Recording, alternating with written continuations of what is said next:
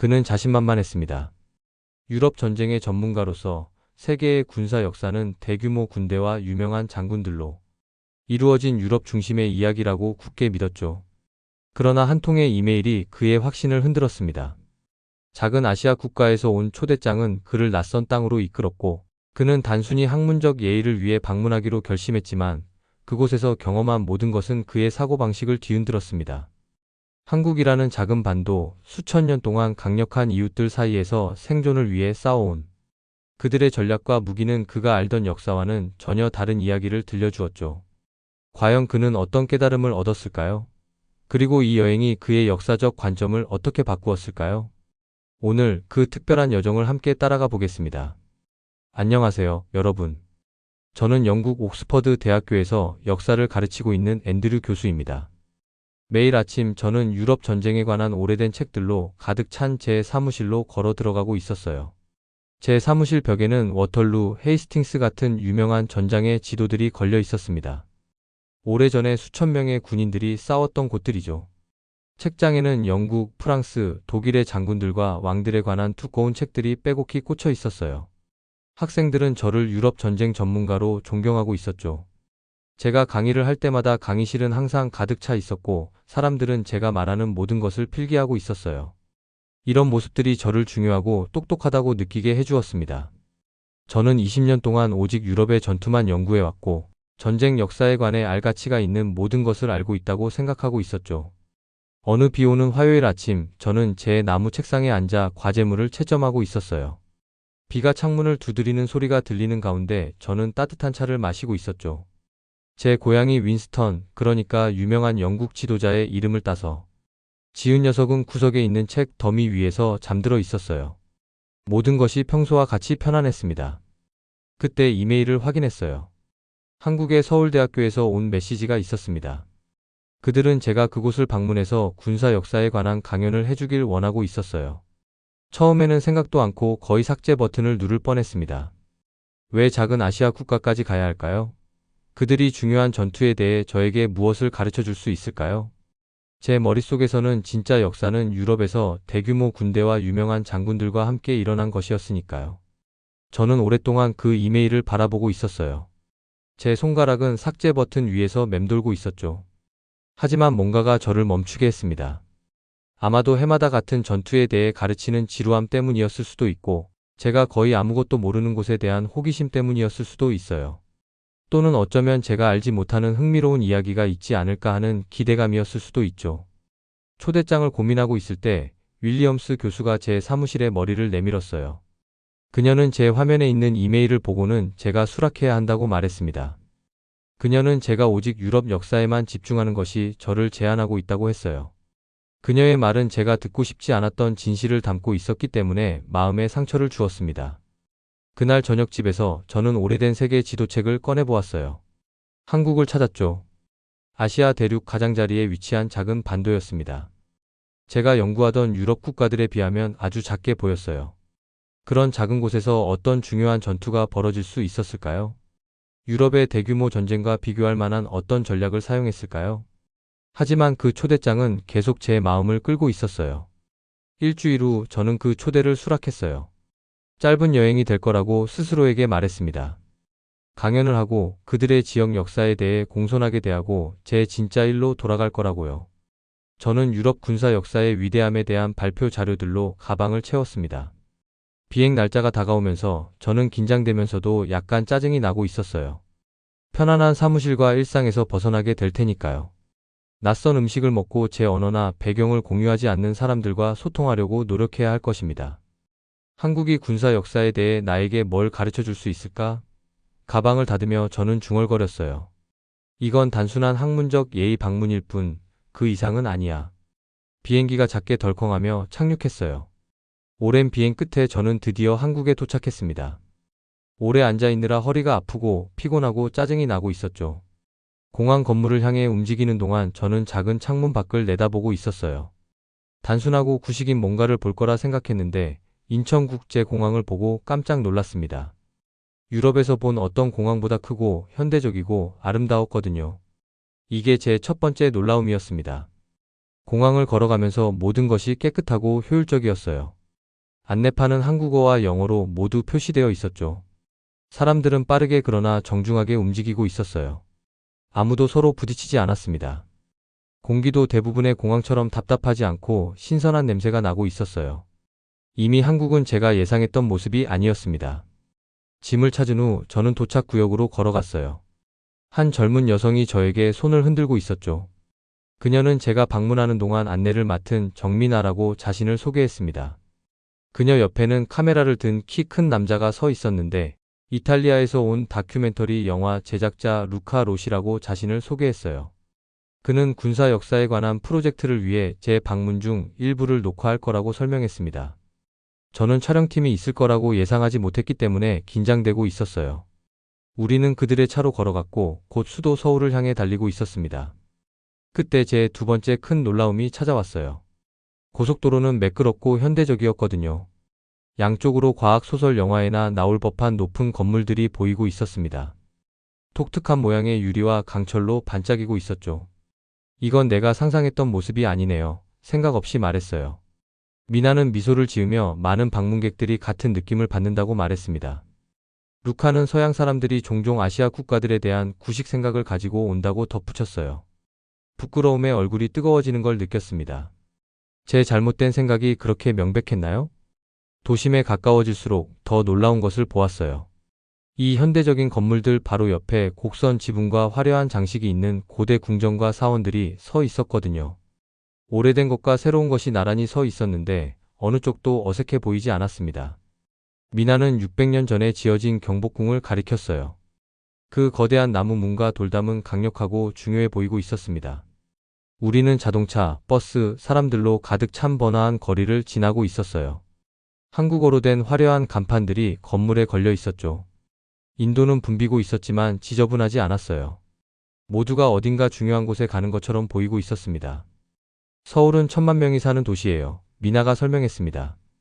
저는 그렇게 많은 사람들 스코틀랜드 인구의 2배가 이 한 도시에 모두 살고 있다는 것을 상상해 보려고 했어요. 호텔에 도착할 때쯤 제 머리는 새로운 광경과 소리로 어지러웠습니다. 호텔 자체도 또 다른 놀라움이었어요. 현대적이고 우아했으며 제 창문에서는 산과 고층 빌딩이 함께 보이고 있었죠. 그날 밤 저는 강의 노트를 검토하기 위해 노트북을 열었어요. 유럽 군사 역사와 그것이 세계를 어떻게 형성했는지에 대해 이야기할 계획이었습니다. 하지만 제 글을 읽으면서 뭔가 이상하게 느껴지고 있었어요. 마치 어린아이들을 가르치듯 진짜 역사를 잘 모르는 사람들에게 설명하는 것처럼 준비했더라고요. 이제 한국에서 단 하루를 보낸 후에 제 말은 무례하고 잘못된 것처럼 느껴지고 있었습니다. 이 나라가 발전되고 세련됐다는 걸 제 눈으로 직접 보았거든요. 또 무엇이 잘못됐을까요? 아무것도 바꾸지 않고 노트북을 닫았어요. 내일은 말하는 것보다 듣는 것을 더 많이 하기로 결심했습니다. 어쩌면 한국은 저에게 가르칠 것이 있을지도 모르겠네요. 도시의 불빛을 바라보며 예상치 못한 감정을 느끼고 있었어요. 흥분이었죠. 단지 새로운 장소를 보는 것뿐만 아니라 새로운 것을 배우는 것에 대한 흥분이었습니다. 다음 날 이른 아침에 잠에서 깼어요. 아직 이 낯선 나라에서 조금 어색한 느낌이 들고 있었죠. 생소하지만 맛있는 음식으로 간단히 아침을 먹은 후 미나와 루카가 호텔 로비에서 저를 만났습니다. 오늘은 일반 관광 코스에 없는 작은 박물관을 방문할 거라고 말하고 있었어요. 박물관은 밖에서 보기에 그리 인상적이지 않았어요. 런던이나 파리의 웅장한 박물관들보다 훨씬 작았거든요. 하지만 안에는 저의 역사학자 마음을 더 빠르게 뛰게 하는 보물들이 있었습니다. 미나는 저를 고대 검이 들어있는 유리 진열장으로 안내했어요. 곡선 모양의 칼날이 조명 아래서 반짝이고 있었는데 아름답고 동시에 위험해 보였습니다. 그녀는 이것이 환두대도라고 설명했어요. 삼국시대, 즉 1500년도 더 전에 만들어진 검 종류라는 거죠. 검의 손잡이는 보름달을 연상시키는 둥근 장식으로 꾸며져 있었습니다. 저는 그 장인 정신을 살펴보기 위해 더 가까이 몸을 기울이고 있었어요. 금속은 강하면서도 유연하게 만들기 위해 여러 번 접고 두드려졌더라고요. 이건 제가 예상했던 조잡한 무기가 아니었습니다. 같은 시대의 많은 유럽 검 제작자들보다 금속을 더 잘 이해했던 장인들의 작품이었어요. 미나는 한국의 전사들이 중국 스타일에서 배운 후에 이 검을 개발했지만 자신들의 필요에 맞게 개량했다고 설명했어요. 칼날은 말을 타고 싸울 때 완벽하게 균형이 잡혀 있어서 기수가 제어력을 잃지 않고도 큰 힘으로 공격할 수 있었다네요. 박물관을 돌아다니면서 더 놀라운 것들을 보고 있었어요. 화려한 끈으로 묶인 작은 금속판으로 만든 갑옷, 제가 알고 있던 어떤 유럽 활보다 더 멀리 쏠 수 있게 설계된 활, 그리고 시대를 수색이나 앞서간 초기 화약 무기들이요. 각 유물은 같은 이야기를 말해주고 있었어요. 한국의 전사들은 역사 전반에 걸쳐 강력한 적들과 맞서 싸웠다는 거죠.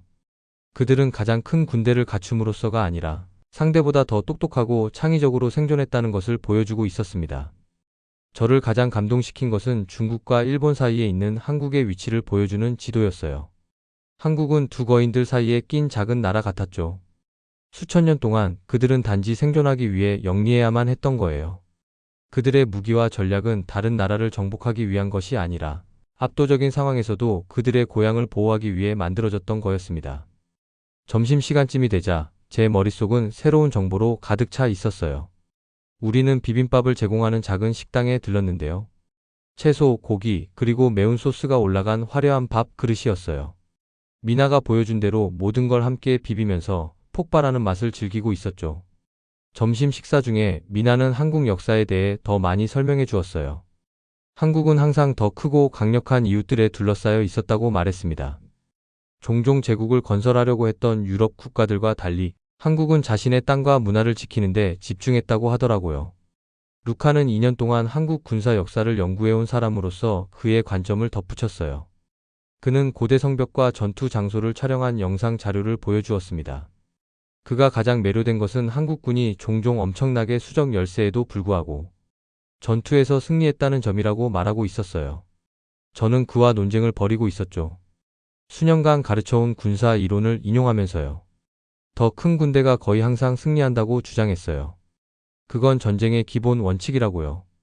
미나는 제 확신에 미소를 지으며 내일 제 생각을 바꿀 만한 장소를 보여주겠다고 말했습니다. 그날 밤 호텔 방에서 잠을 이루지 못하고 있었어요. 제가 본 모든 것들에 대해 계속 생각하고 있었거든요. 검과 갑옷, 전략적 혁신들, 강력한 적들에 맞서 살아남은 작은 나라의 이야기. 가장 신경 쓰이는 건 제 지식에 대해 얼마나 확신했었는지였어요. 20년 동안 저는 거의 전적으로 유럽에 초점을 맞춘 군사 역사를 가르쳐 왔습니다. 언급하더라도 다른 전통들은 사소한 각주처럼 취급했었죠. 이제 저는 의문이 들고 있었어요. 내가 틀렸다면 어떨까? 한국 군사 역사에서 내가 놓친 중요한 교훈이 있다면? 또 어떤 사각지대가 있을까?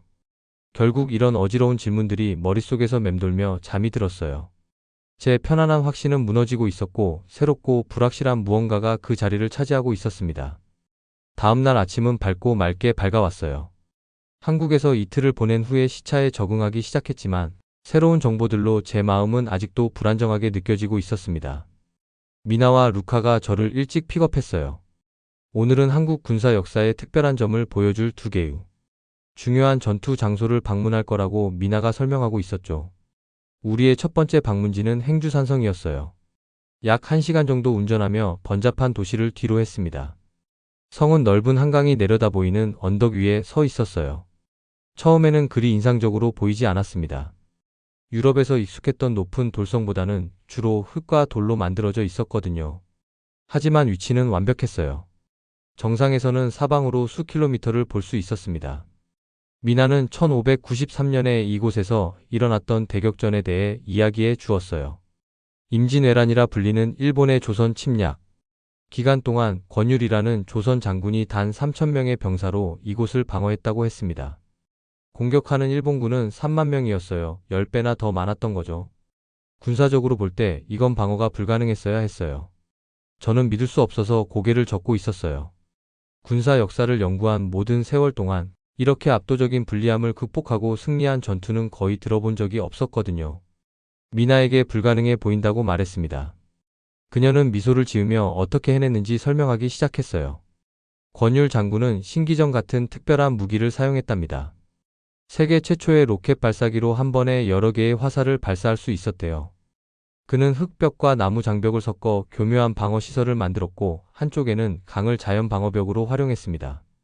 하지만 저를 가장 놀라게 한 것은 모두가 함께 일했다는 사실을 알게 된 것이었어요. 정규 군인들이 민간 자원봉사자들과 함께 싸웠대요. 불교 승려들도 싸우러 왔고 심지어 여성과 아이들도 공격자들에게 떨어뜨릴 돌을 나르며 도왔다고 합니다. 모두가 자신들의 조국을 지키기 위해 하나가 되었던 거예요. 저는 성곽 주변을 걸으며 그 절박했던 전투를 상상해 보려고 했어요. 그 외침 소리, 화약 무기에서 나오는 연기, 불가능한 상황에 맞서 싸우는 사람들의 결의를 거의 느낄 수 있을 것 같았습니다. 그리고 그들이 승리했다는 것까지요. 두 번째 방문은 서울 남쪽의 산에 지어진 남한산성이었어요.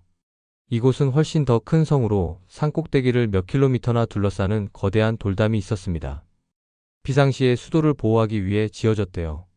우리가 고대 성벽을 따라 걷고 있을 때 미나는 이 성이 중국과 일본의 건축 기술을 결합했지만 서양 대포에 대항하기 위해 그것들을 어떻게 변형했는지 설명해 주었어요.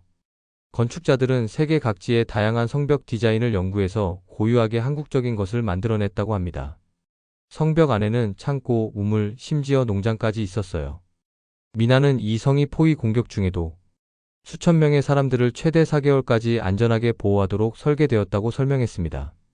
그들은 쌀, 말린 생선, 그리고 다른 음식들을 저장했대요. 큰 항아리에 빗물을 모으기도 했고요. 모두가 할 일이 있었답니다. 군인, 정부 관리, 그리고 평범한 시민들 모두 함께 일했다고 해요. 저는 매끄러운 돌담을 손으로 쓰다듬으며 제 손가락 아래의 역사를 느끼고 있었어요. 유럽에서는 성이 왕과 귀족들을 보호하기 위해 지어졌죠.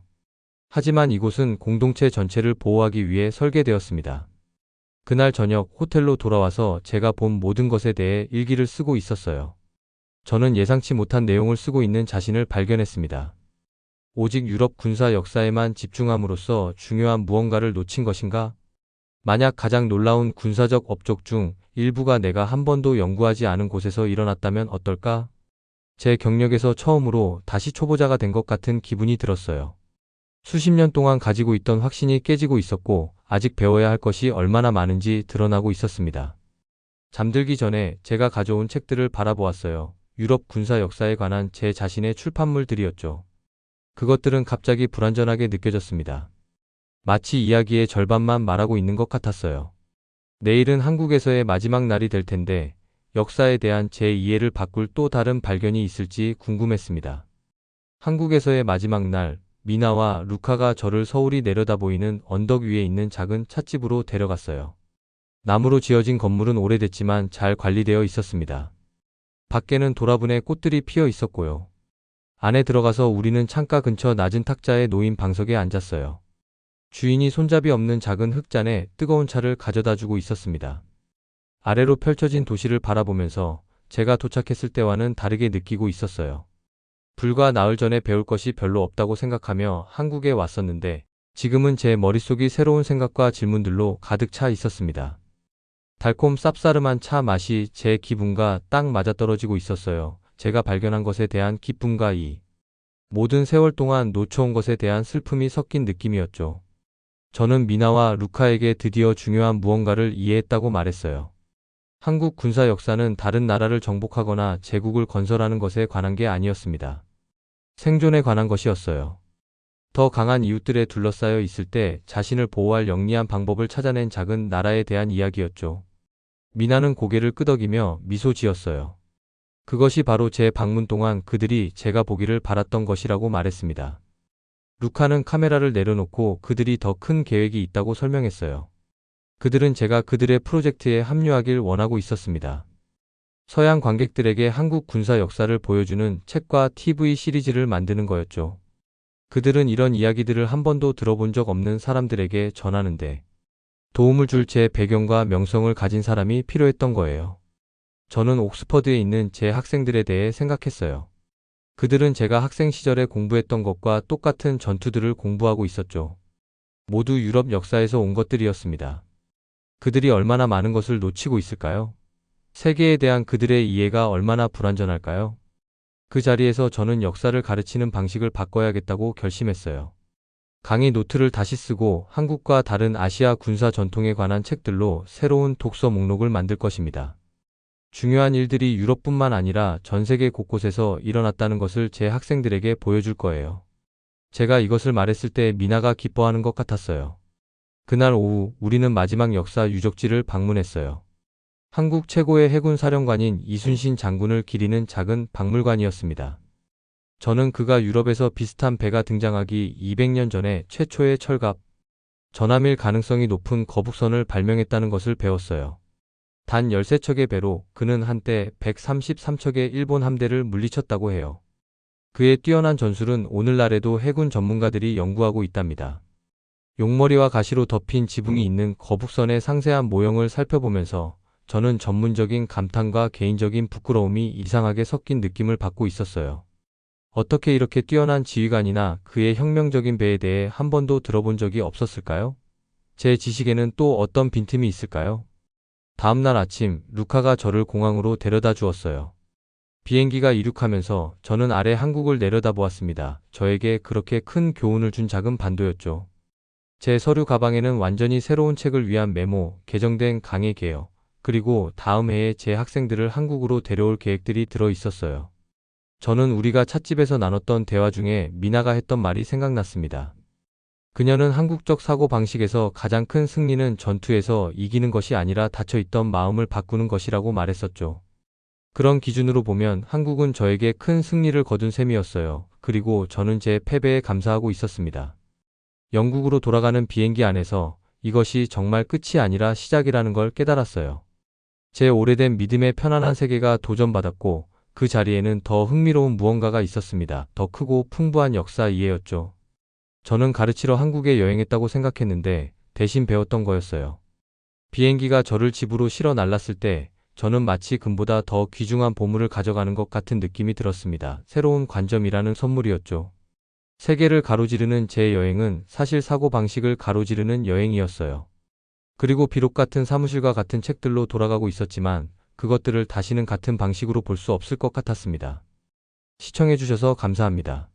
앞으로도 더 흥미롭고 특별한 이야기를 들고 찾아뵙겠습니다. 구독과 좋아요, 알림 설정 잊지 마시고 다음 영상에서 또 만나요.